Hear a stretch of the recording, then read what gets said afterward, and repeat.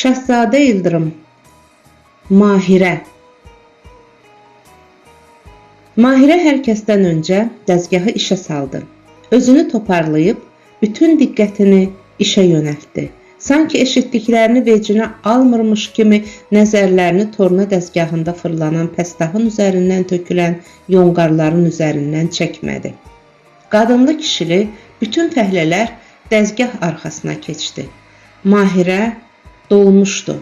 Gözləri torlanırdı. Özünü toparlaya bilməsə də ağlamayacaqdı.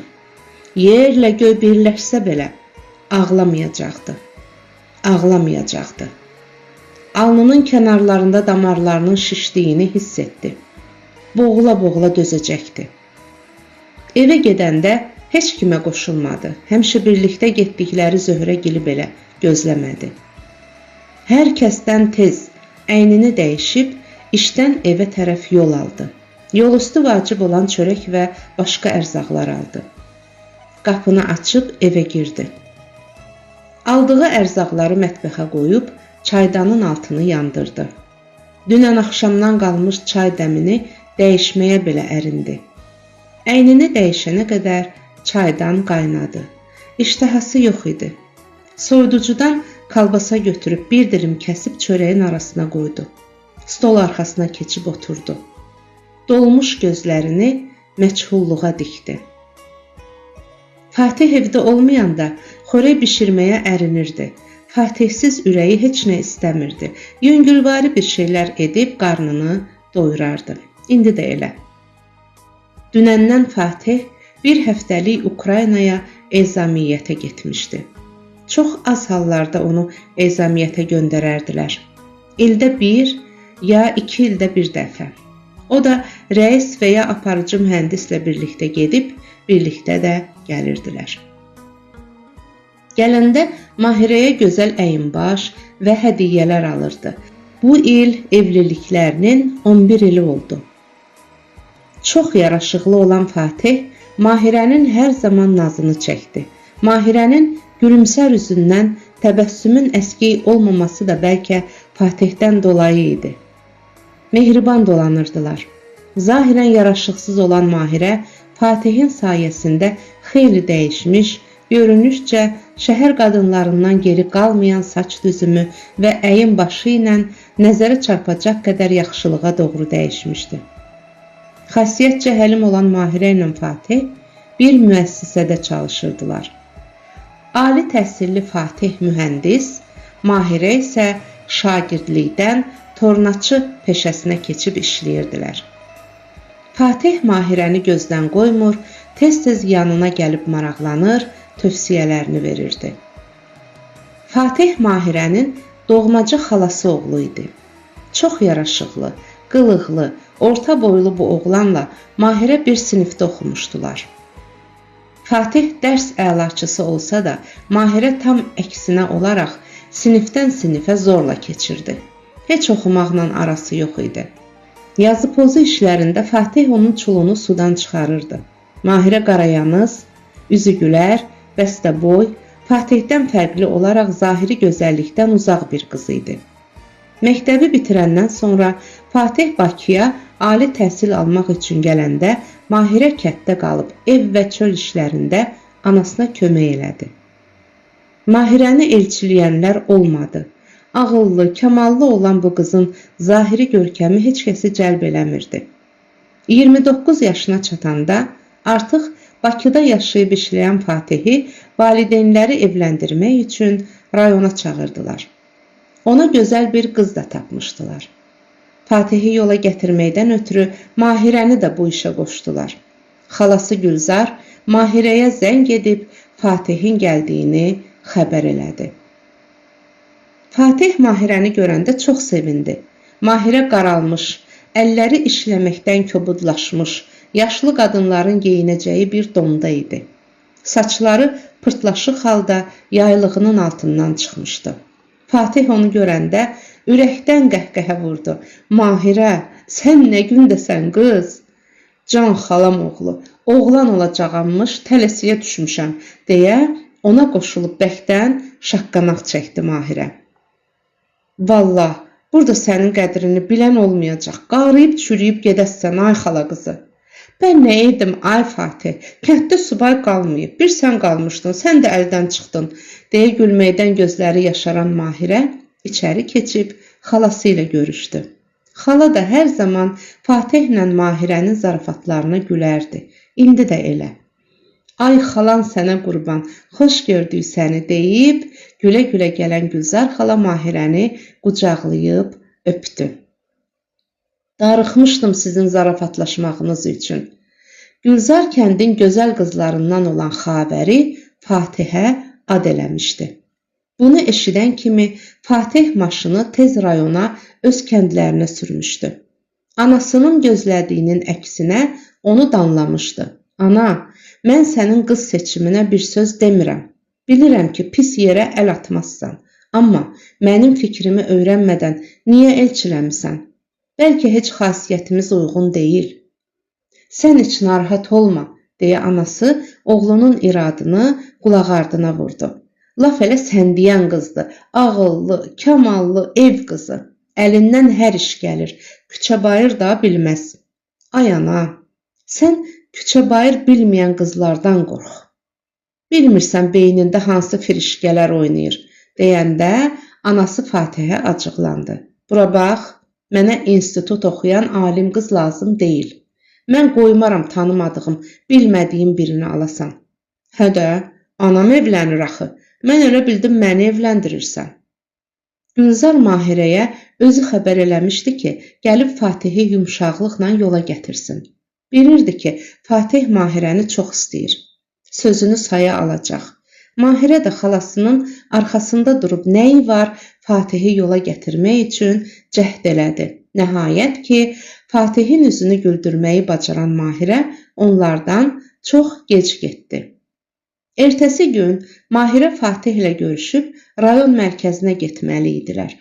Fatih kəndə maşını ilə gəlmişkən, hazırca Mahirə onunla gedib kreditlə telefon almaq istəyirdi. Bir neçə il öncə ilk dəfə Fatih kəndə maşınla gələndə cəmaət bir-birinə dəymişdi. Fatih maşını lotereyada udmuşdu. Fatih maşına, maşın da Fatihə yaraşır deyən Gülzar xoşbəxtliyindən az qala uçurdu. O zaman Fatihi televizorla göstərəndə rayonda onu tanıyan, tanımayan hər kəs sevinirdi. Gülzar Allah balamı gözdən nəzərdən qorusun deyib üzərlik yandırmış, balasının ayağı altda qurban kəstirmişdi. Kimdə yoxdursa Allah sizə də qismət eləsin, kimdə vardısa bundan da yaxşısını alasan deyə gələnlərə dualar edirdi. Mahirə heç yerdə işləmədiyinə görə telefonu Fatihin adına götürəcəkdi. Hər ehtimala qarşı öz sənədlərini də götürmüşdü. Bunu Fatih ona məsləhət görmüşdü. Fatih, ehtiyat igidin yaraşığıdır deyəndə Mahirə, nəyi də var igidam axı deyib gülüşmüşdülər. Yol boyu söhbət edən Mahirə bir vaxt ayıldı ki, Fatih maşını rayon mərkəzindən şəhər yoluna çıxarıb. Biz hara gedirik ay Fatih? Deyə soruşunca, sənədlərini götürmüsən? Deyə təkrar soruşan Fatihə təəccüblənmişdi. Ay Fatih, 10 dəfə soruşmuşsan, götürmüşəm, amma biz Bakıya gedirik axı elə bil. Bakıda telefonlar həm daha çox çeşiddədir, həm də bir əşya alana üstündə başqa bir elektrik məhsulu da hədiyyə edilir deyincə, doğrudan, deyə Mahirə sadəlövhlü ilə təəccüblənmişdi. Bilirsən, əslində belə bir şey eşitmişdim, amma soyuducu, televizor alanda bilirdim. Telefon alanda bilmirdim. Amma yenə də biz axı Bakıya gedəcəyimizi evdə deməmişdik. Necə olacaq? Necə olacaq? Deyə Fatih bərkdən güldü. Biləcəklər. Onun sözünə Mahirə də gülmüşdü. Anasına zəng edib xəbərdar edəndən sonra rahatlanmışdı. Çox gec gəlməyin, ha, deyə anası bərk-bərk tapşırmışdı. Fatih isə qərarında qəti idi. Heç kəsin gözləmədiyi halda əslində o Mahirəni qaçırtmışdı. Gülzar xala Mahirəni nə qədər sevsə də, gəlin kimi gözəl qız axtarırdı və xəbəri görəndə necə bəyənmişdisə, Fatihsiz qızın ağzını arayıb elçiliyini etmişdi. Fatihin könlü Mahirədə olmasaydı, o Bakıda çoxdan evlənmişdi. İşlədiyi məkanda o qədər ağıllı, savadlı, gözəl qızlar var idi ki, çoxları Fatihin Mahirəni qaçırdığını eşidəndə, Mahirəni qaçırmaq mümkün deyil. O qız kişi kimi şeydir, sözsüz ki, telefonu bəhanə edib birlikdə gediblər deyirdilər. Bircə qohumlar məəttəl qalmışdılar. Mahirənin belə bir iş tutmayacağına əmin idilər. Fatih üçün xəbəri elçiləməyi eşidəndə o zamanlar Mahirə necə sevinmişdi. Xalası onu da elçiliyə aparmışdı. Mahirə xəbər olan otağa keçib onu təbrik eləmişdi. Xəbər, xoşbəxt olacaqsan valla. Xalam səni yağbal içində saxlayacaq. Hələ qoy Fatih gəlsin. Səni görəndə balaca qız idin. İndi maşallah 20 yaşın var. Ay canı yanmış. Səni görəndə hayıl-mayıl olacaq deyə sevinclə qızı qucaqlayıb öpmüşdü. İndi isə Mahirənin özünü belə heyrətə salan bu gözlənilməz dönüşdən donub qalmışdı. Mahirə Fatihin məqsədini biləndə çox təəccüb etmişdi. Amma heç bir inadkarlıq göstərməmişdi. Fatihin onu bu qədər sevdiyini bu vaxta kimi bilməmişdi. Hansı ağıllı qız inadkarlıq göstərib bu şansı əlindən qaçırardı? O da bütün qızlar kimi ailə qurmaq istəyirdi. Onun da bir ocağı, evladları olmasını istəyirdi. Ancaq onun adını tutan olmamışdı. Fatihi nə qədər çox istəsə də, xəyalının ucundan belə onunla evlənəcəyi keçə bilməzdi. Fatihlə kəbin də kəsdirdilər, zaksa da getdilər. Fatihin bir otaqlı mənzilində bir müddət qalandan sonra qohumlar onları geri çağırıb yaxşı bir toy çaldılar. Gülzar xalanın üzü gülmürdü. Xəbəri Bakıdakı qohumlarından birinə nişanladılar. Evladlarının olmaması ilk illər Mahirəni darıxdırırdı. Amma təməlli yoxlanışlardan sonra səbəbin Fatihdə olduğu üzə çıxınca Mahirə bu barədə ağzına bir kəlmə olsun söz almadı. Sevdiyi insan yanında varkən və birlikdə xoşbəxt ikən qisməti ilə barışıb yaşamaqlarına davam etdilər. 11 il az müddət deyildi. Birlikdə məzuniyyət götürüb rayona gedib bir qədər dincəlir, sonra qalan vaxtı istədikləri kimi yaşayırdılar. Amma bugün ürəyinə ilk şübhə toxumu düşüncə daxilində bir uçunma gedirdi. İnanmaq istəməsə belə artıq bir tənhalıq havası qəlbini bürüməkdə idi. Fatih belə bir iş tuta bilərdimi? İnanmaq istəməsə belə, sanki Fatih ona əl çatmaz görünür, bir daha doğma, yaxın olmayacaq bir hiss onu üşüdürdü. O, Fatihi özündən çox sevirdi. Bəlkə yalandır. Fatih onu ilk dəfə müəssisəyə şagird kimi işə düzəldəndə Mahirənin qəşəng olmamağını ona eşitdirənlər çox olmuşdur. Fatih özü sevib səni, yoxsa xalanı alıb deyə maraqlanan usta da bunu gizlətməmişdi. O çox gözəl və savadlı adamdır. Adətən qızlar evdə qalmasın deyə qohumlar öz qızlarını qohuma alırlar deyəndə Mahirə heç sındırmırdı özünü. Fəxrlə o məni qaçırdıb, məni sevdiyini mən heç özüm də bilməmişəm deyirdi. Hər kəsə qəribə gəlirdi. O zaman Mahirə də dilini saxlamırdı. Nə olub mənə? Namuslu, qeyrətli, əli-ayağı təmiz qızam. Əgər küfür görünürəmsə sizə, məni Allah bu qaş gözlə yaradıb. Rəsmimə lağ edirsiniz, ya rəssamıma? Fatih ona heç kəsə əhəmiyyət vermə deməsi ona rahatlıq gətirirdi. Sən mənim üçün dünyanın ən gözəl qızısan, xala qızı, deyirdi. Fatih illər sonra sonsuzluq səbəbinin ondan olduğunu bilincə Mahirəyə daha möhkəm sarılmışdı. Bilirdi ki, Mahirə onu heç vaxt yarı yolda qoymaz. Kiçik ailənin mehribançılığını ətrafdakılar get-gedə qəbullanınca hər şey öz normal halını almağa başladı. Mahirə də şəhər mühitinə öyrəşdi. Zahiri baxımlılığı onu xeyli dəyişdi. Deyiblər ha, gözəllik ondu, 9'u dondu. Qohumlar, yaxınlar Fatihin qəfil evliliyini get-gedə unudub, yenidən qaynayıb qarışmağa davam etdilər. Bircə Gülzar xala xiffətlə yaşayırdı. Bugün Fatih ezamiyyətdən qayıdırdı. Mahirə həmişəki kimi gözəl süfrə hazırlamadı.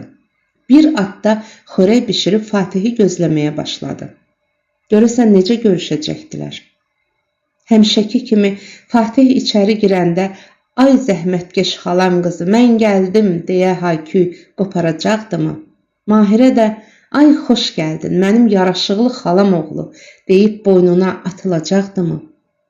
Axı mehribanlıqla ayrılmışdılar Fatih ezamiyyətə gedəndə. Yeni yol çantası alıb onun üçün təmiz əyinbaş qoymuşdu. Hələ dadlı şirniyyatlar və bahalı konfetlər. Birdən Mahirənin üzünə kölgə düşdü. Bu bir həftə ona bir il qədər uzun və məşəqqətli gəlmişdi. Fatih telefon zənglərini hər dəfə açmır, açanda qısa və konkret "İş çoxdur, gələndə danışarıq" deyirdi. Mahirə bugün hər şeyi biləcəkdi. Bəlkə yalan şayiələrdir, bəlkə az qalıb. Qapı açıldı. Fatih kandarda göründü. Mahirə Fatihlə keçirdiyi günlərin həsrətini yaşayırdı. Fatih artıq 6 ay idi ki, Ukraynada yaşayırdı. Tək deyildi. Lera və onun 6 yaşlı oğlu ilə.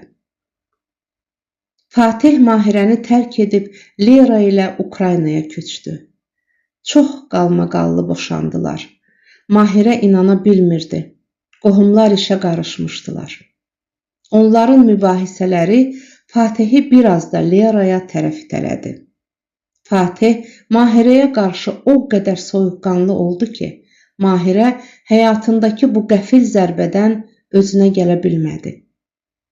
Fatihin ona ən böyük mükafatı ev oldu. Boşanmadan öncə ev qeydiyyatından çıxdı. Mahirə rayona qayıtmadı. İşləyib bir otaqlı mənzilində yaşamağına davam elədi. Gülzar xalasının oğluna dediyi sözlər onu bərk incitmişdi. "Ay bala, bir subay qızla evlənərdin də." Nəvə deyə qaldım. Xalqın boşanmışından nəvə istəmirəm. Yaşı səndən çox, üstəlik urus. Dilimizi də bilmir. Ondan mənə nə gəlin, ay Fatih? Mahirə də doğa bilmədi bir uşaq. Mahirə susmamışdı. "Görəsən niyə doğmadım xala?" deyincə, "Sus ay Mahirə" deyə xalası acıqlanmışdı. "Bibin niyə doğmamışdı? Sən də ona görə. Sonsuzluq var da nəslimizdə. Niyə ağzımı açırsan?" "Elə, olsun. Lera doğar qoşa-qoşa. Amma bax ha, uşaq Fatihdən olsun" deyib xalasından küsmüşdü. Lera Fatihlə ayrı-ayrı şöbələrdə çalışırdılar. Lera hündür boylu, bir qədər doğulu bədənli, boşanmış bir qadın idi. Anası rus olan Leranın vəzifə sahibi olan atası Azərbaycanlı idi. Lera qəşəng olsa da, yaşından böyük görünən siması və ləndöyün bədəni vardı. Buruq saçlarını hər zaman yaşlı qadınlar kimi boynunun ardından dəmir sancaqlarla yığardı. Sarı kipriklərinin altından baxan qonur gözləri vardı. Ağır xasiyyətli görünən bu qadın Fatihi nə vaxt, necə ələ ala bilmişdisə, bilən, şübhələnən belə olmamışdı. İşlə əlaqədar tez-tez Fatihin onun yanında olması adi görünürdü. Zaten idarədə hər kəsin işi bir-biri ilə əlaqəli olurdu. Lera'nın cazibədar olmayan görkəmi isə işində hamıdan daha ciddi görünüş verirdi. İdarənin həyətində birlikdə görünmələri, dayanıb pıçıltılı danışıqları və artıq Lera'nın dayanma tərzi, gözlərindəki parıltılar onların bir-birinə laqeyd olmamalarını biruzə verməyə başladı.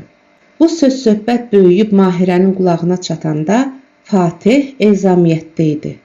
Belə məlum oldu ki, o Lera ilə gedib və bu ezamiyyət yox, putyovka ilə bir həftəlik səyahət imiş. Çox danışan olmuşdu Mahirə, əsəbləri pozulmuşdu. Zarafatla deyilən sözü də götürmürdü. İş yoldaşlarından yaxınlıq elədiyi təkcə Zöhrə idi. Zöhrənin həyat yoldaşı Cabir də onlarla bir sexdə çalışırdı. Son zamanlar Zöhrə də narahat görünürdü. Cabirin uzaq qohumlarından olan Şamil bir neçə gün idi ki, gecələməyə onlara gəlirdi. 2 uşaq atası olan Şamil arvadından boşanmaq istəyirdi. Hətta dediyinə görə boşanma ərizəsi vermişdi. Onun bunun evində vaxt keçirən Şamil indi müvəqqəti Cabirgildə qalırdı. Elə yaxşı oğlandır, deyə Şamili tərifləməkdən yorulmayan Zöhrə Mahirəni görüncə dil boğaza qoymurdu. Heyf, heyf Şamildən.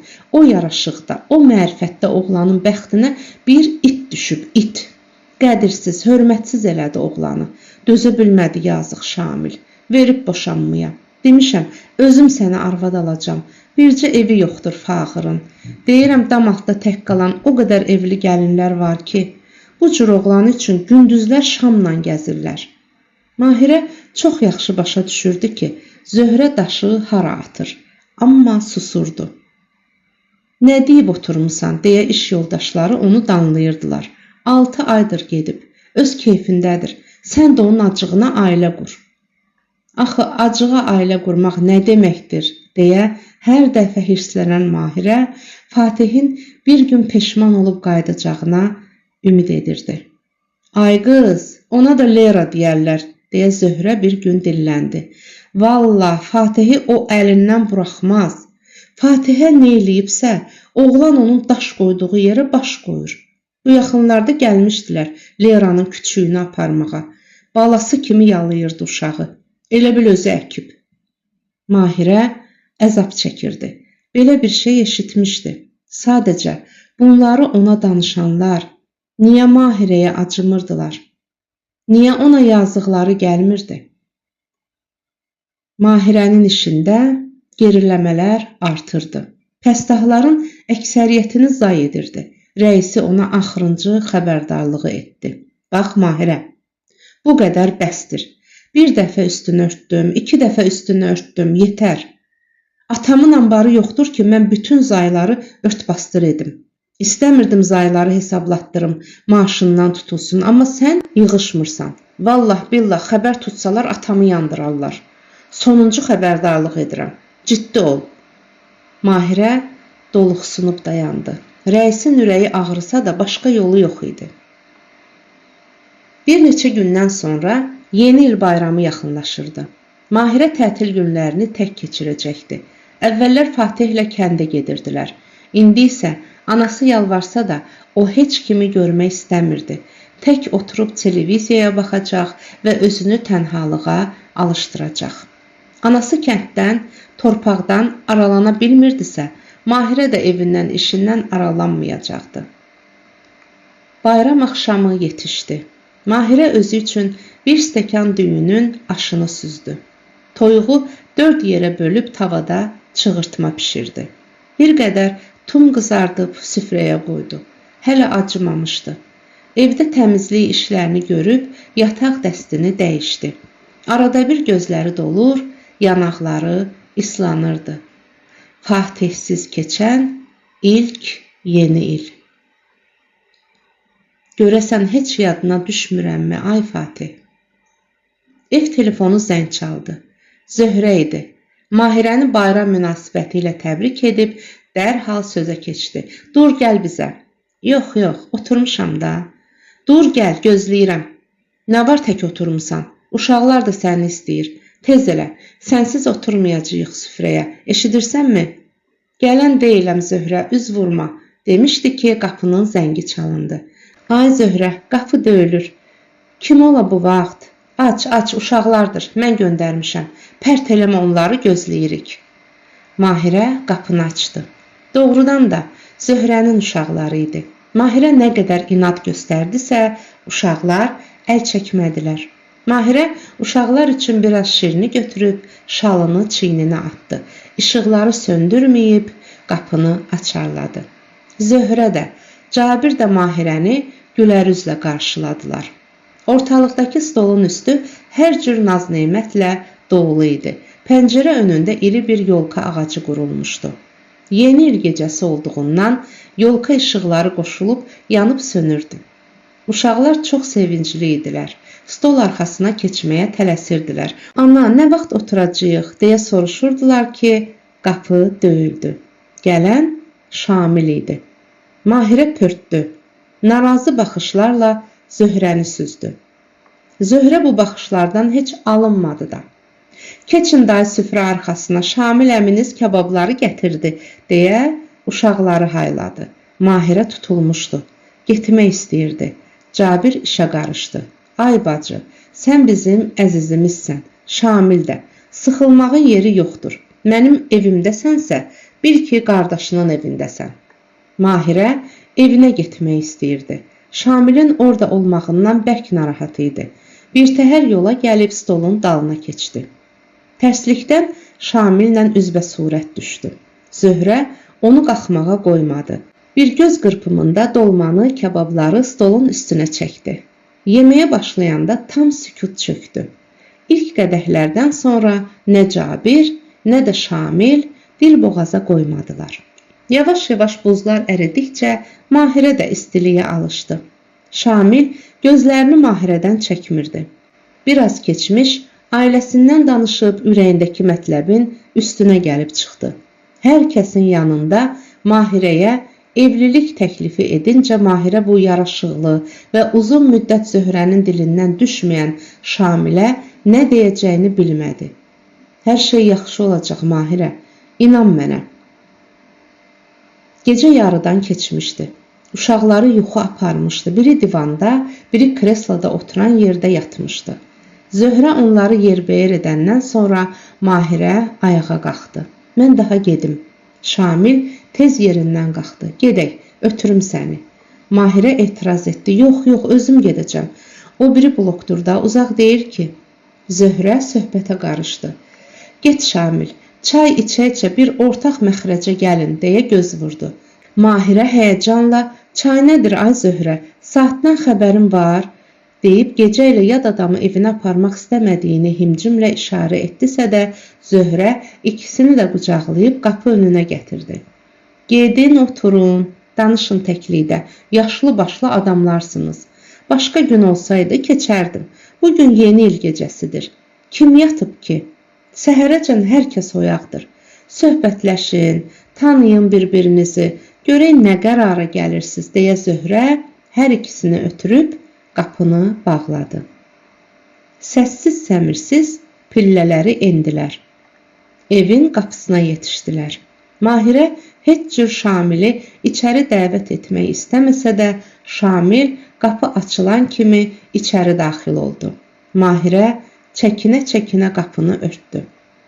Zöhrənin dediyi kimi çay süfrəsində Şamil xeyli söhbət edib Mahirəyə ailəsindən, həyat yoldaşının onu başa düşməməsindən və bir sıra münaqişələrdən danışdı. Mahirə Şamili diqqətlə gözdən keçirməyə başladı. Yaraşığına söz ola bilməzdi. Boyu buxunu da öz yerində. Bir-iki qədəh içmişdi deyə əhvalı lap yaxşı olan Şamil arada bir evə də göz gəzdirirdi. Mahirənin səliqəsi göz qabağında idi. Bu Şamilin xoşuna gəldi. Bunu gizlətmədi də.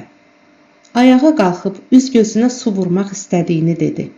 Hamama tərəf gedincə Mahirə dəsmal götürüb Şamilə uzatdı.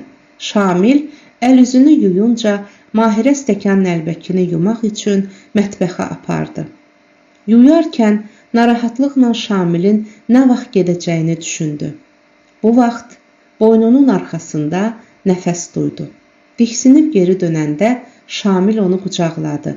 Mahirə, lazım deyil Şamil, dedi. Şamil isə, lazımdır Mahirə, mən heç yerə getməyəcəyəm, deyib Mahirəni sinəsinə sıxdı. Mahirə yeni düzəldiyi müəssisədən çıxıb, evə gedən marşruta yox, üzü mərkəzə gedən avtobusa mindi. Özündə sözündə deyildi. Narahatçılıqdan bilmirdi nə etsin. Düşüncələri qatma qarışıq idi. Avtobusdan düşüb dayanacaqdan uzaq olmayan parka girdi. Skamyalar dolu idi. O isə oturmaq istəyirdi. Göz gəzdirib 2 nəfərin oturduğu skamyadan başqa boş yer görmədi. Yaxınlaşıb oturan kimi kişilərdən biri qalxıb oranı tərk etdi. Mahirə onun ardınca baxsa da fikri başqa yerdə idi. Şamillə keçirdiyi bir gecə onun həyatını dəyişmişdi. Ağlına gətirə bilmədiyi başına gəlmişdi. Özünü qınamaqdan yorulmurdu. Niyə axı zəiflik göstərdi? Axı yatağa qədər getmək nəyə lazım idi? Mahirə razı olmasaydı, Şamil bu qədər irəli gedə bilməzdi axı. İndi necə olacaq?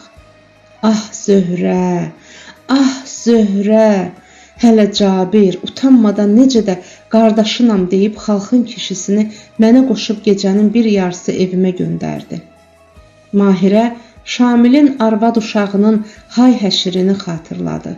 Qapı-qapı düşüb ərini axtaran qadın gəlib Zöhrəgilə çıxmışdı. Qələt eləmişəm, bilməmişəm, məni ərimlə barışdır. Bilirəm ki sizdədir, deyə blokun içində hay-həşir salmışdı. Şamil, hardasan? Balalarıma xatir, bağışla məni. İtin olaram, qulun olaram, gəl gedək evə. Bu yeni il gecəsi bizi tək qoyma.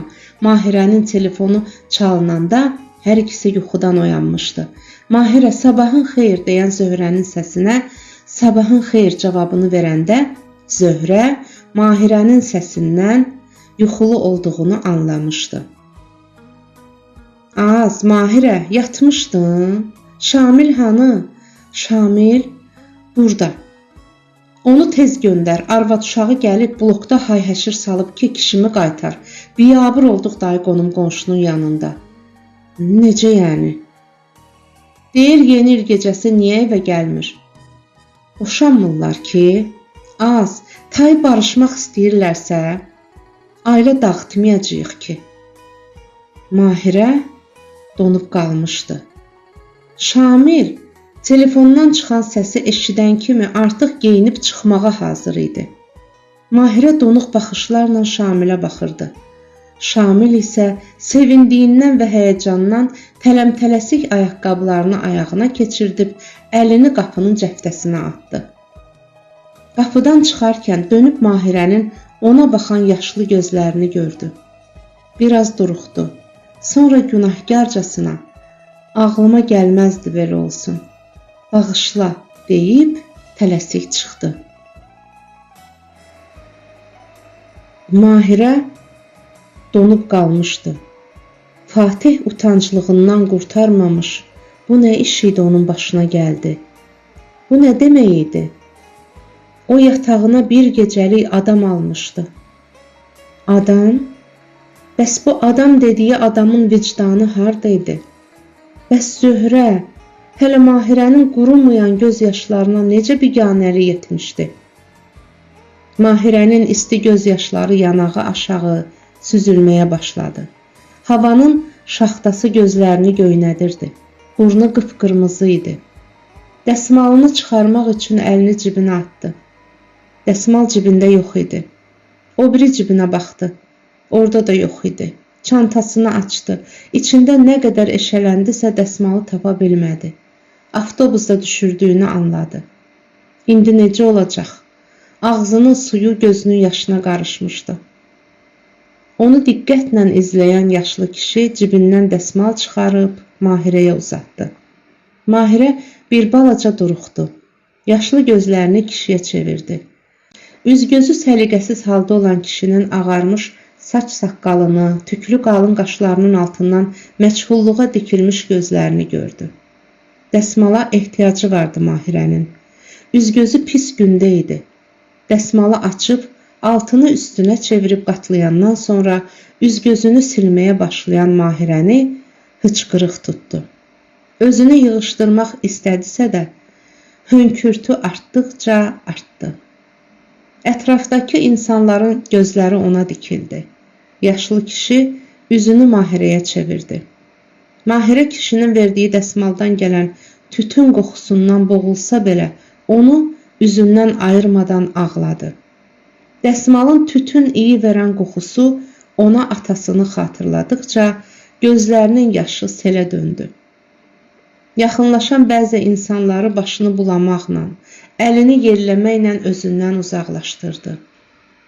Bir xeyli ağlayandan sonra Dəsmalı bir də dərindən qoxlayıb üz gözünü quruladı. Gözlərinin üstü tuluqlanmışdı. Havanın şaxtası iliklərinə işləyirdi. Parkın işıqları yandı. Mahirə qeyri-iradi marşrut avtobusunun dayanacağına tərəf çevrildi. Ətrafın qaranlıq olduğunu gördü. Dayanacaqda heç kəs yox idi. Parkda da özündən və yaşlı kişidən başqa bir kimsə qalmamışdı. Ay aman, avtobus deyəsən təzəcə gedib. Birdən Mahirənin canını xof götürdü. Yanında oturan yaşlı kişidən soruşdu. Dayı, bilmirsiniz avtobus bir də nə vaxt gələr? Kişi ona baxmadan, hansı avtobus deyə suala sualla cavab verdi. Mahirə avtobusun nömrəsini deyincə, sənin marşrut, avtobusun 7-dən sonra qaraja gedir, dedi. Ay aman, mən nə edəcəm, deyən Mahirə narahatlıqla ayağa qalxdı. Narahat olma, biraz toxta, apararam. Müsəlmançılıq deyilmi, deyən kişinin səsindən Mahirə hürkmədi. Əksinə kişinin qalın, amma son dərəcə mülayim səsi onu sanki narahat olmamağa çağırdı. Çox gecdir amma dayı, desə də yenidən skamyaya oturan Mahirə kişiyə baxdı. Hə, evinə bağlı insana görə çox gecdir. Soyuq da olsa hava təmizdir. Gedərik, narahat olma. Sizə əziyyət olacaq dayı. Kişi dinmədi. Deyəsən kişinin əyni qalın deyildi. Əynində payız gödəkçəsi vardı. Danışmağı sevməyən birinə bənzəyirdi. Dəsmalınızı mənə verdiniz, Allah razı olsun. Bizim müəssisədə görmüşəm sizi, deyən kişi Mahirəni təəccübləndirdi. Bir həftə olar gəldiyiniz. Bəli, əvvəllər harda işləyirdiniz? Mahirə əvvəlki iş yerinin adını çəkib əlavə etdi. Evimin yanında idi işim. Bəs niyə belə uzağa, yol xərci də olan bir yerə gəldiniz? Mahirə yenə doldu. Tanımadığı bu yaşlı kişinin tütün qoxusu ona elə doğma gəlirdi ki, bu necə ola bilər? Maraqlıdır. Mahirə niyə bu kişinin yanında bu qədər rahat, güvənli hiss edirdi özünü? Axı insanlar göründüyü kimi deyirlər. Mahirəni hansı daxili ehtiyac danışmağa məcbur eləyirdi? Bu inanılmazdı. Özü də bilmədən, hər şeyi etiraf etmək istəyən bir suçlunun danışıb ürəyini boşaltmaq istəyi baş qaldırmışdı daxilində. Onu tanımayan bir insanla dərdini bölüşmək istəyirdi. Heç kimə deyə bilməyəcəyi hər şeyi ona danışmaq istəyirdi. Baxmayaraq ki, kişinin adını, kimliyini, daxili dünyasını, hansı məktəbə qulluq etdiyini bilmədən, tanımadan ürəyini boşaltmaq istəyirdi. Bu şaxtada, parkda ikisindən başqa bir kimsənin olmadığı bir yerdə heç birinin evə tələsməyə sanki niyyəti yox idi. Mahirə kişiyə baxdı. Kişi ona baxmırdı. Gözlərini məchulluğa dikib oturmuşdu. Bəlkə də Mahirənin danışacaqları heç onun maraq dairəsində deyildi. Amma Mahirənin ürəyi partlayırdı. Danışmaq istəyirdi. Ürəyini boşaltmaq istəyirdi. Mən deyəsən, bilmirəm, amma deyəsən, Mahirə ağladı. Kişi dinmirdi. Mahirə burnunun suyunu silib dərindən ah çəkdi. Yox, susmadı. Susmaq fikri belə yox idi. Mən deyəsən hamiləyəm. Tam dəqiq bilmirəm, amma şübhəliyəm. Yoxlamağa belə qorxuram. O qədər həsrətini çəkmişdim ki, amma indi bilmirəm nə edim. Mahirə danışmağa başladı. Niyə danışırdı? Nə üçün danışırdı? Bilmirdi. Bildiyi o idi ki, danışmaq istəyi, ürəyini boşaltmaq arzusu güclü idi. Ertəsi gün işə yollanan Mahirənin gözlərindəki şişdən yatmadığı bəlli idi. Həm də biraz soyuqlamışdı. Dünən adını, hansı sexdə çalışdığını belə öyrənmədiyi kişini pəncərədən o tərəfdə görüncə, yanaşı işlədiyi qadından soruşdu. O kişi kimdir? O bir insandır ki, heyif taleyindən. Niyə ki? O yazğın ömrü arvad uşağına qulluqda keçib. Özünü fəda eləyib onların yolunda. Əsl ata olub. Balalarını evləndirib, qızlarını köçürüb. Evi eşiyi vardı şəhərin mərkəzində. İndi arvad uşağı fəhləsən deyib onu bəyənmir. Ev eşiyini satıb kişini atıblar bayıra. Arvad boşanıb getdi Türkiyədə ərdə olan qızının yanına. İndi də deyirlər ki, orada ərə gedib. Bu necə ola bilər? Necə ola bilər? Elə sadəcə belə. Bəs kişi harda qalır? Maşınında yatır. Parklarda keçir ömrü. Amma denən gör bir pis vərdişi varmı? Siqareti çox çəkir. Amma içki filan bilməz. Bir qadına, bir qıza əyri baxmaz. Hayf ondan. Heç olmasa evi olsaydı, başını dolandırardı. Yazıq baba. Adı babadır? Hə. İşdən çıxana kimi Mahirənin gözü babanı gəzdi. İşdən çıxanda Mahirə evinə yox, babanı ilk gördüyü parka getdi. Baba oradaydı. Yenə eyni skamyada oturmuşdu. Mahirə onun yanında oturdu. Bu dəfə baba özü onu danışdırdı. Bilirsən, Mahirə, mən dünəndən özümə gələ bilmirəm. Sənin bətnindəki körpə yadımdan çıxmır. Mahirə başını aşağı saldı. Sən onu dünyaya gətirməlisən. Baba vaxt uzatmadan Mahirəyə sahib çıxdı. Ertəsi gün Zaksa ərizə verib bir yerdə yaşamağa başladılar. Fatih kimi cavan, yaraşıqlı bir kişidən sonra Mahirənin babanı bu qədər sevə biləcəyini ağlına gətirə bilməzdi. Birlikdə işə gedir, birlikdə evə dönürdülər. Baba çox yaxşı insan idi. Mahirənin səliqə səhmanı ilə kişi yaraşığa gəlmişdi. Ətə qanad olub özünə gələn baba Mahirəni bir çox qayğılardan azad etmişdi. Mahirənin qarnı böyüdükcə sanki üzünə bir gözəllik gəlmişdi. Doğulan balaca qızcığaz onların isti ocağına şənlik gətirdi. Babanın üzü gülürdü. O necə ailəcanlı, istiqanlı biri idi. Analıq məzuniyyətində Mahirə babanın bütün qayğısını gördü. Baba da sanki cavanlaşmışdı. Balaca Ləmanla gəzməkdən doymur, ailəsi üçün çarpışırdı. Bir zaman xəbər çıxdı ki, Leyra ilə Fatihi tutublar. Qeyri-qanuni araq çəkib, saxta qalaqrammalı satışa verən bu cütlüyün əlbir olub işlədikləri ambar üzə çıxınca hər ikisinə iş kəsilmişdi. Leyra'nın atası bütün əlaqələrini işə salıb rüşvətlə qızını türmədən çıxara bildisə də, Leyra'nın Ukraynadan çıxışına məhdudiyyət qoyuldu. Zöhrə Mahirənin nə qədər ağzını arasa da, körpənin babadan olmasına şübhəli yanaşırdı. Sən necə də çay içməyə gələn birisini o dəqiqə yatağa salmısan sözündən sonra Zöhrə ilə böyük mübahisəsi düşmüşdü. Zöhrə sanki Mahirənin Şamillə keçirdiyi gecənin hər kəsin bilməsinə çalışırdı. Heç özünü aylarla qızı yola gətirmək həvəsində olduğuna görə günahlandırmırdı. Yiyəsiz bir dənə kişini aldadıb qarnındakını örtbasdır etmək üçün evinə soxub deyə, orada-burada ağzının qatığını dağıtmaqdan əl çəkmirdi Zöhrə.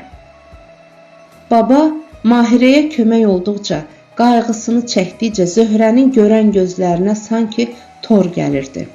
Bir gün Cabirin də köçməkdə olan Svetaya qoşulub getməsi xəbəri hamını heyrətə gətirdi. Zöhrənin səsi çıxmırdı. Yavaş-yavaş söz-söhbətlər səngidi. Çoxları Zöhrənin Mahirəni şərlədiyini düşündü. Çünki Şamilin Mahirə ilə görüşü barədə Zöhrə və Cabirdən başqa heç kim bilmirdi. Ləman böyüyür, Mahirə ilə isti ocaq tapmış baba isə ailə saadətini yaşamaqda davam edirdilər. Çox qəribə idi. Ləman babaya oxşuyurdu.